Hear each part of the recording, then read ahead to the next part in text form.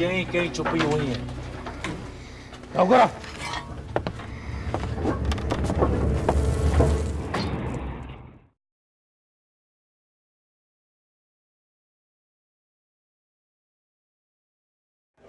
So the story, Dukhtar, it means daughter, and it's a story of a mother who kidnaps her 10-year-old daughter and makes a run for the road because she wants to save her child from a child marriage. And the whole film unfolds on the road as a journey of her trying to find a new life, and she meets this truck driver en route who becomes a source of hope for a new life on the road.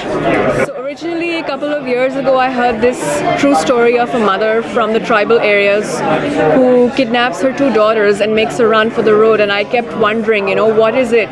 What set of circumstances would propel an illiterate woman from this tribal society to pick up and find the courage to, you know, go out and face this world with in an unknown way?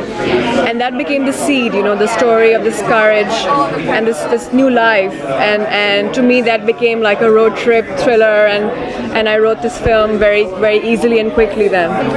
I think the violence against women exists on multiple levels within the society, and even though you have laws that do sort of protect you on paper, in practice they don't, because there's a big gap between what the laws say and uphold and between what is actually implemented or practiced.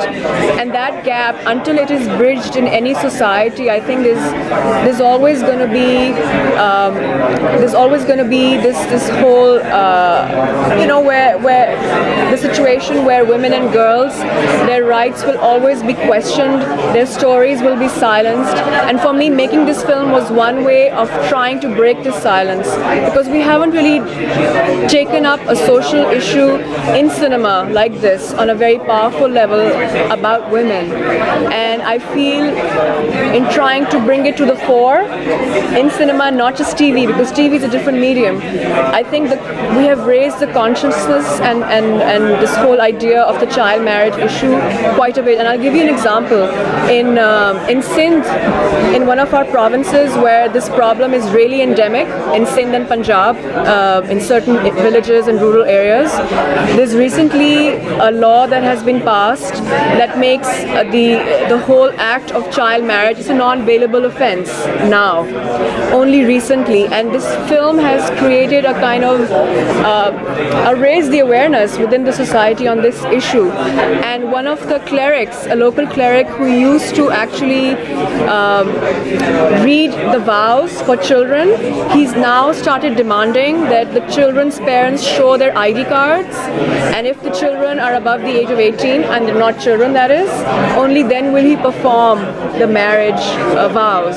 So, you know, it's baby steps, it's small steps within the society, but I find these kinds of news encouraging because there's a kind of consciousness that is built around films with social issues, and they come to the fore, and there's a debate that happens in society which is very important. Just in terms of trying to find the financing for this film in Pakistan, it was almost impossible because my two lead characters happen to be women. In our kind of filmmaking culture, there's no idea of a film without the item song, without the, you know, the dance number, and certainly without the idea of a very typical male resilient hero who's gonna save everyone's ass. You know, there was nothing of those ingredients within this film. So just in terms of trying to make people understand, like, this is something new we're doing within our own cinema, within our own industry, and trying to get them on board, that was for me a harder journey than everything else put together, you know, than the actual filming. The idea of two female protagonists helmed by a first-time female filmmaker within Pakistan, that was a very difficult combination. We're very grateful to a lot of different organizations, a lot of different film festivals who we won a couple of grants, you know, a couple of production support, especially from Norway, called Films from the South, Sorfund. And they were the very first ones to really believe in us and say, all right, here's the production money to make this film in Pakistan, go do it. And that's how we ended up doing it. There is is no structure per se. The industry is completely in shambles, our film industry. And so the few filmmakers like myself who are actually making films, we're really doing it, we're taking a risk, not in terms of just trying to find the money, but in terms of trying to tell a new kind of story with the new kind of sensibility, in cinema, especially for art house audiences and what I call the middle class audience.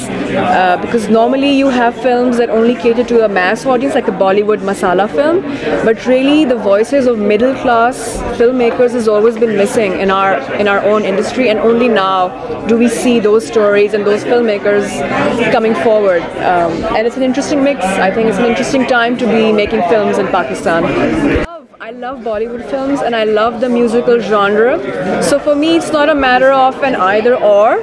For me, it's a matter of finding something in the middle or a new way of combining. Because within my own film, music is an integral part, even though it's not the Bollywood style of music. But the songs, the vocals, my own inspirations. I love Umrao Jan and all those classical films from Bollywood. They're beautiful, and I don't think one should be sort of looking down on any one kind of cinema. There's an inspiration within every kind of cinema, and for me it's a matter of finding my own voice within all these different things that have existed around us. क्या पता है तुझे? किसने बताया तुझे? ये राज है, मैं नहीं बता सकती। हमारे लोगों ने तुमको कोई तकलीफ तो नहीं दिया? तोर गुल का मौलवी ज़ैनब का निकाह पढ़ाने आएगा। तोर गुल से।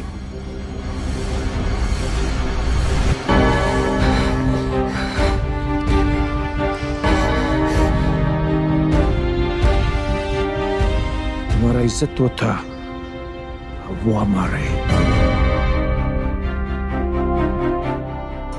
भागने से पहले सोचना चाहिए था आपको।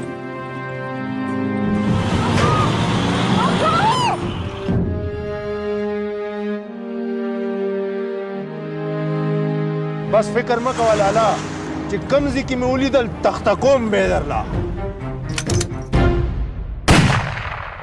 लड़की तो है कहाँ?